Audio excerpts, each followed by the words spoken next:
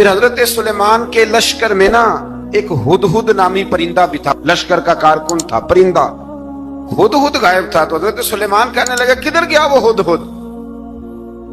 نظر نہ آج آیا سخت سزا دوں گا، یہاں تو کوئی اچھی خبر لائے گا، چونکہ وہ ہدہد پرندہ جاتا تھا تو خبریں لا کے دیتا تھا، ورنہ سزا دوں گا۔ اتنی دیر میں ہدہد بھی آ گیا۔ تو یہ پرندے جو کارکن ہوتے ہیں بڑے سیانے ہوتے ہیں، کبھی بندہ ناراض ہو تو صحیح خبریں لے آتے ہیں، تو صحیح خبر لے کے آ گیا۔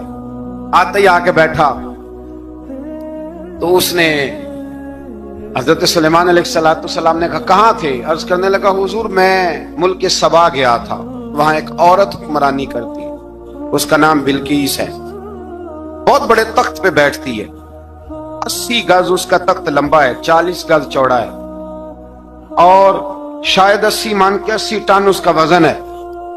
تو حضور وہ سورج کو پوچھتے ہیں۔ حضرت سلیمان نے فوراً خط لکھا، فرمایا جا کے اسے میرا خط دے دو کہ یہاں تو کلمہ پڑھ کے ہماری فرما بردار بن جائے، ورنہ تیار ہو جائے، جو اللہ کے غیر کو پوچھتے ہیں ہم ان کے خلاف جنگ کریں گے۔ وہ جب لے کے گئے نا خط، یہ حدود گیا تو وہ میٹنگ کر رہی تھی، اس کے وزیر مشیر سارے بیٹھے تھے، اس نے جا کے خط پھینک دیا ملکہ بلقیس کی جھولی میں۔ اس نے خط پڑھا تو ڈر گئی، وزیروں کو بلایا۔ حضرت سلیمان، قرآن کہتا ہے حضرت سلیمان نے کہا تھا خط پھینک کے نا تو سائڈ پہ ہو کے سننا وہ کیا کہتا۔ بندوں کے لیے منع ہے، پرندوں کے لیے جائز ہے۔ بندوں کے لیے منع ہے سائڈ پہ ہو کے سننا، ہاں جس کی جاسوسی کی ڈیوٹی ہو، کفر کی جاسوسی، اس بندے کے لیے بھی جائز ہے۔ تو یہاں ایک تو وہ پرندے تھے، دوسرا کفر کی جاسوسی کر رہے تھے، سائڈ پہ ہو کے سننے لگے۔ تو ملکہ بلقیس کہنے لگی اب کیا کرنا ہے، یہ خط آیا ہے۔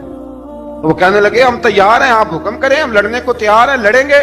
وہ کہنے لگی نہیں تیزی نہ دکھاؤ، قرآن مجید کہتا ہے کہ وہ کہنے لگی جب لڑائیاں ہوتی ہیں تو شہر تباہ ہوتے ہیں، ملک کھنڈر بن جاتے ہیں، لڑائی مسئلے کا حل نہیں ہے۔ انہوں نے کہا کہ میں نبی ہوں، ایک دفعہ آزما لیتے ہیں کہ نبی ہیں کہ نہیں، معاذ اللہ آزما لیتے ہیں۔ کہا کیسے؟ کہنے لگی تحفے تائے بیچتے ہیں، اگر مال پر دل للچا گیا تو پھر نبی نہیں بادشاہ ہے، اور اگر مال پر دل للچایا نہ تو پھر اللہ کے کامل بندے۔ یہ فرق اس نے اس وقت بیان کیا۔ اس نے 500 کنیزیں، 500 غلام، بڑے شاندار لباس پہنا کے، 500 گھوڑا بڑا تگڑا، اس کے اوپر مال و اسباب رکھ کے تیاری کرا کے حضرت سلیمان کی طرف بھیجا۔ ہدہد پہلے سے خبر لے کے آ گیا، حضور اس نے یہ پروگرام بنایا ہے۔ وہ جب آیا سارا کچھ تو حضرت سلیمان دیکھ کے جلال میں آ گئے، فرمانے لگے اسے جا کے کہہ دو تو مجھے کیا تحفے بھیجے گی، میرے رب نے مجھے مالا مال فرمایا ہوا ہے، نے مالا مال کیا میرے مالک نے، جا اسے جا کے کہہ تو کیا تحفے دے گی۔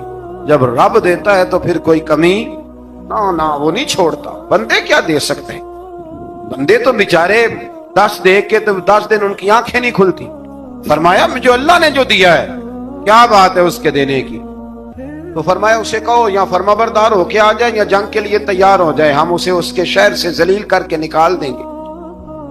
اس نے جا کے جب پیغام دیا تو اور ان لوگوں نے بھی آ کے بتایا کہ وہاں تو ہم عجیب منظر دیکھ کے آئے ہیں کہ جانور بھی ہاتھ باندھے کھڑے ہیں، وہاں تو جنات، سرکش جنات کھڑے ہیں، وہ بادشاہ نہیں وہ نبی ہیں۔ وہ جو 500 غلام اور 500 کنیزیں گئی تھی، حوال سنایا آ کے۔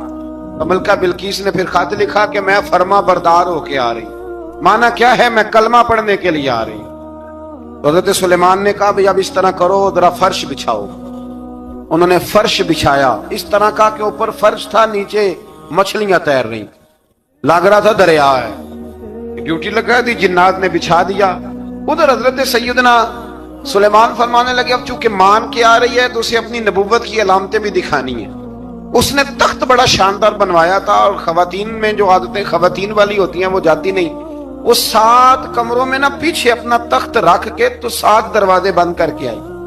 اس زمانے میں ایک رواج تھا، وہ زلیخا نے بھی 7 دروازے مکفل کے ایک رواج تھا، ایک کمرہ، پھر کمرے کے پیچھے کمرہ، پھر اس کے پیچھے کمرہ، پھر اس کے پیچھے کمرہ، اور اس کو بڑے موٹے تالے لگائے جاتے تھے، اور فلسفہ یہ تھا کہ ایک تالا توڑے گا کوئی تو جب تک سپاہی آ جائیں گے، اور اگر اس کے توڑنے تک نہ آئے تو دوسرے کے توڑنے تک آ جائیں گے، اور اس کے توڑنے تک نہ آئے تو 7ویں تک تو آئے جائیں گے۔ یہ ان لوگوں کا نفسیاتی معاملہ تھا، سوچ تھی۔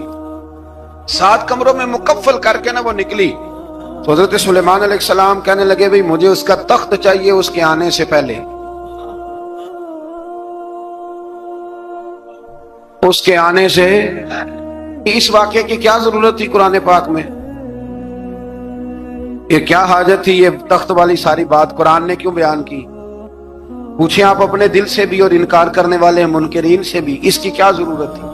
وہ جو کہتے ہیں جی ولی کی کرامت کی کیا ضرورت ہے، سیدھی سیدھی نماز پڑھو، روزہ رکھو، حج کرو، زکوٰۃ دو، تو پوچھو ان سے ایک سورت نمل کے اندر اس ساری تفصیل کی کیا ضرورت تھی؟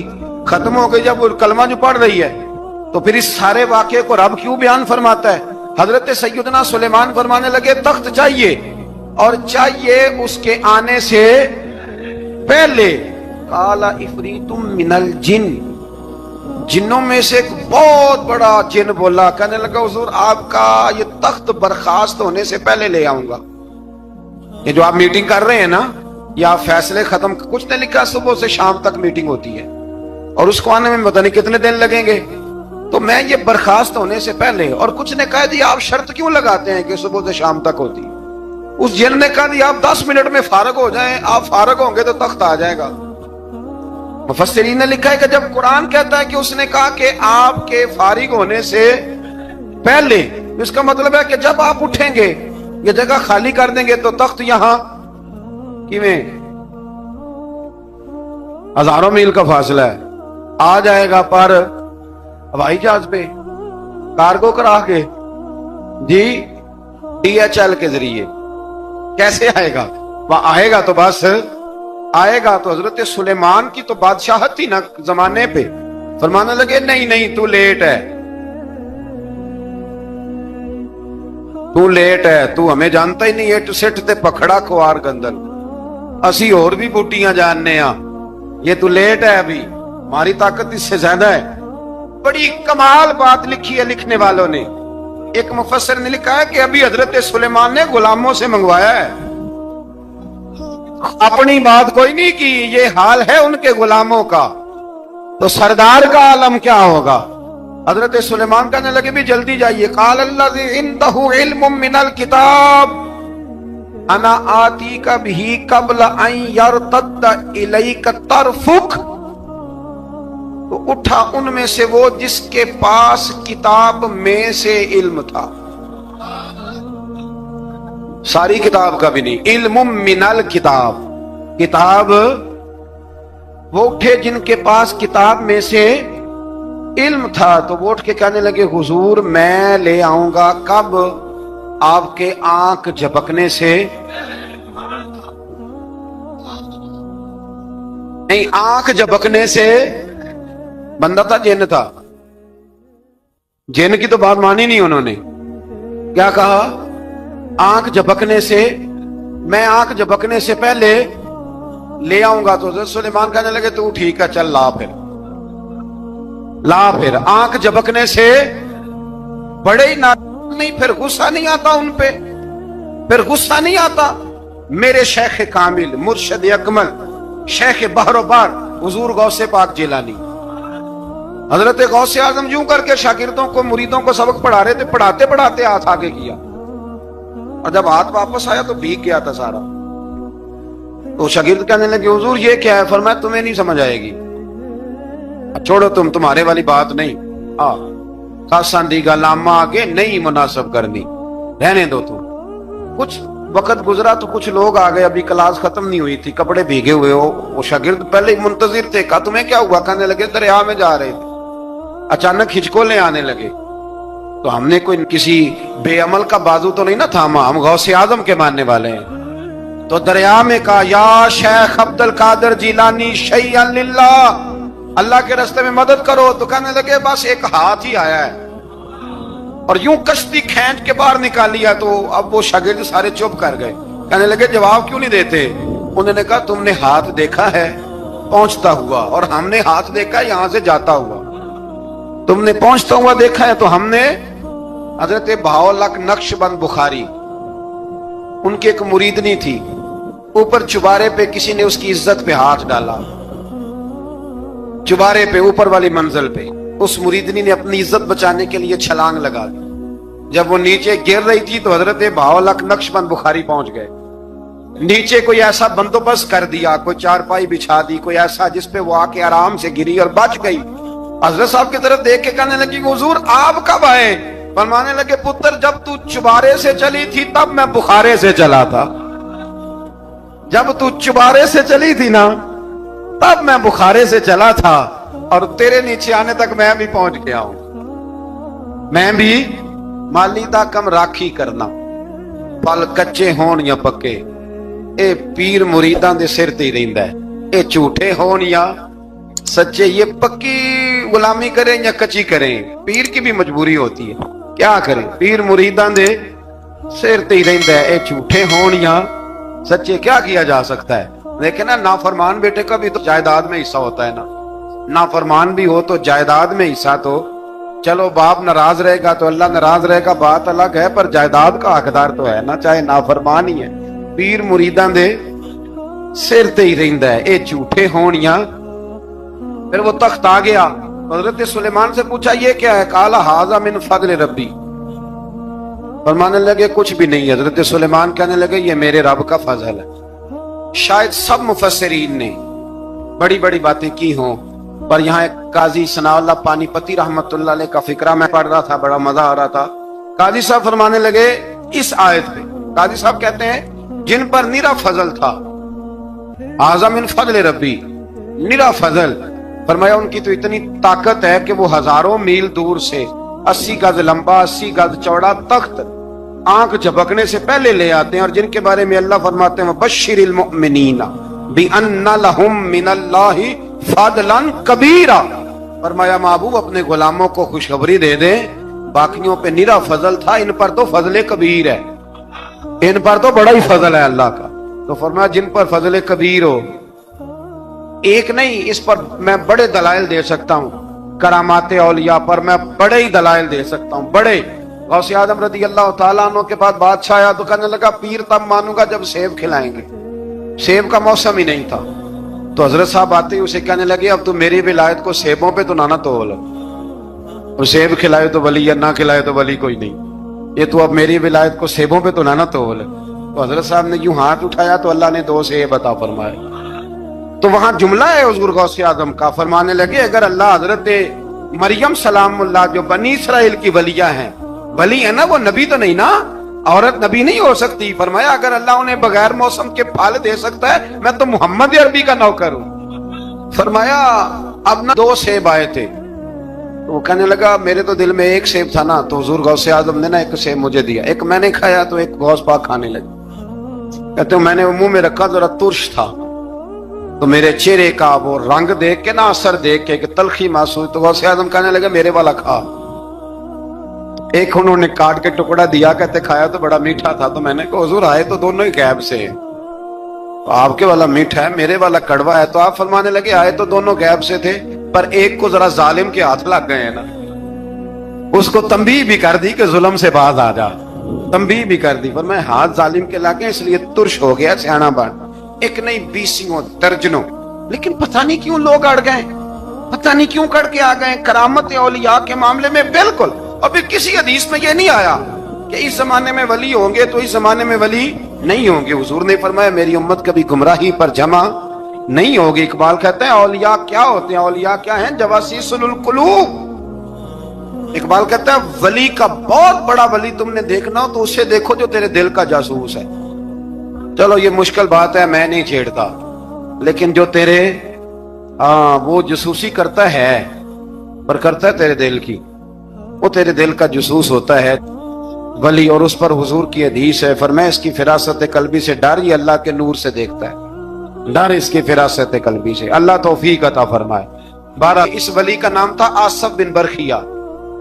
आसफ बिन बरखिया जी हजरत सुलेमान के वजीर थे। वो आई मलका बिल्कीस, और जब वो आई ना तो उसने देखा कि ये तो आगे सामने हजरत सुलेमान बैठे हैं, और जो रास्ता है ना दरमियान में वो फर्श है कि दरिया है समझ नहीं आ रही। तो उसने ना अपना यूं करके ऊपर कपड़ा उठाना शुरू कर दिया कि नीचे पानी है। तो हजरत सुलेमान कहने लगे चलती आ, नीचे कुछ भी नहीं।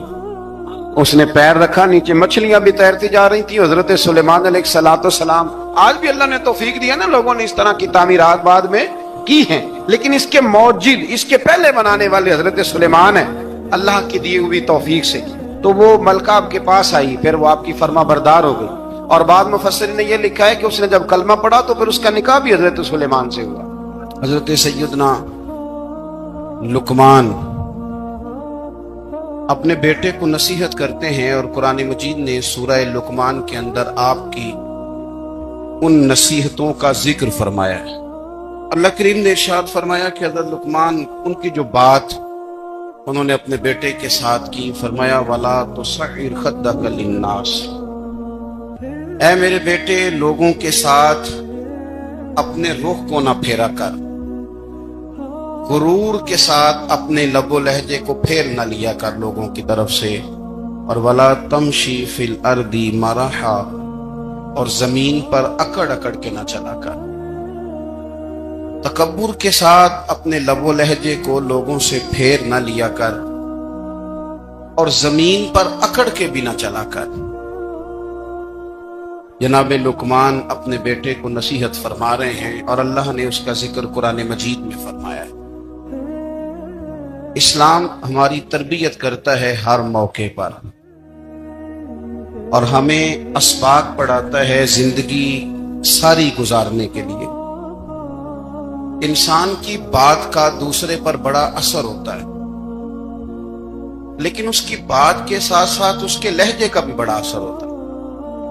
کھانے کا بھی بڑا اثر ہے، لیکن کھانا آپ کس برتن میں رکھ کے دے رہے ہیں اس کا بھی بڑا اثر ہے۔ آپ نے کھانا کس طرح سجایا ہے، کس جگہ کسی کو بٹھایا ہے، اس کا بھی بہت زیادہ اثر ہے۔ اسلام یہ کہتا ہے کہ آپ کا جو لب و لہجہ ہے وہ ہمیشہ اچھے اخلاق والا ہونا چاہیے۔ لہجے جو ہوتے ہیں نا، لہجے، لب و لہجہ، وہ بڑی تاثیر رکھتا ہے، بڑا اثر رکھتا ہے۔ چھوٹا سا بچہ ہوتا ہے، دودھ پیتا ہے، ابھی نونہال بچہ ہے چھوٹا سا، ابھی اسے پتہ نہیں ہے کہ کون سی بات کا کیا معنی ہے۔ اسی بچے کے آپ نے گال پہ محبت کے ساتھ ہاتھ پھیرا تو وہ ہنس دیتا ہے، لیکن اگر آپ غصے کے ساتھ اس کی گال پہ ہاتھ لگاتے ہیں تو وہ رو دیتا ہے۔ آپ میری بات کو سمجھیں گے، ابھی اس کو لفظوں کے مفاہیم کا نہیں پتا، معانی سے ابھی وہ آگاہ نہیں ہے، معانی نہیں جانتا، پر آپ نے کس لہجے کے ساتھ اس سے پیار کیا یہ اسے پتا ہے۔ یہ جو لہجہ ہوتا ہے نا، لہجہ، اخلاق آپ کا، یہ بڑا اثر کرتا ہے۔ آپ نے گفتگو کی، لیکن اس گفتگو میں آپ کا انداز کیا تھا، لب و لہجہ کیا تھا۔ کچھ لوگ کہتے ہیں میں نے کوئی غلط بات کی ہے، بالکل ٹھیک بات کی ہے، بھئی آپ کی بات ٹھیک تھی، پر آپ کا انداز ٹھیک نہیں تھا۔ جہاں بات ٹھیک ہونا ضروری ہے نا، وہاں انداز ٹھیک ہونا بھی بڑا ہی ضروری ہے۔ آپ کے لہجے کا خوبصورت ہونا اور آپ کے لفظوں کا حسین ہونا بھی بڑا ہی ضروری ہے۔ اگر آپ تھوڑا سا معاشرے میں غور کریں تو کچھ لوگ ایسے ہیں جو طبعاً ہی بیچارے دنیا میں آئے ہی شکوہ کرنے کے لیے، ان کے لہجے سے نہ ترش روئی برستی ہے، تلخی ہے۔ وہ جی میں فلاں آدمی کے پاس گیا تو اس نے میری بات نہیں سنی، فلاں شخص سے میری ملاقات ہوئی، میں نے وقت گزارا پر وہ بندہ ٹھیک نہیں نکلا، فلاں کے ساتھ میں آگے بڑھنا چاہ رہا تھا پر میرے معاملہ چل نہیں سکے۔ تو بھئی آپ دوسروں کو ناپتے اور تولتے رہے، آپ کو یہ دیکھ لینا چاہیے تھا کہ آپ کا انداز فکر ہی کہیں غلط نہ ہو۔ لہجے، اخلاق، یہ آپ کے لفظوں سے بھی زیادہ اثر بعض اوقات رکھتے ہیں۔ کسی نے کہا تھا کہ میرے لہجے میں غرور آیا تھا، اس کو حق تھا کہ شکایت کرتا، ہاں میرے لہجے میں کچھ ایسا کہ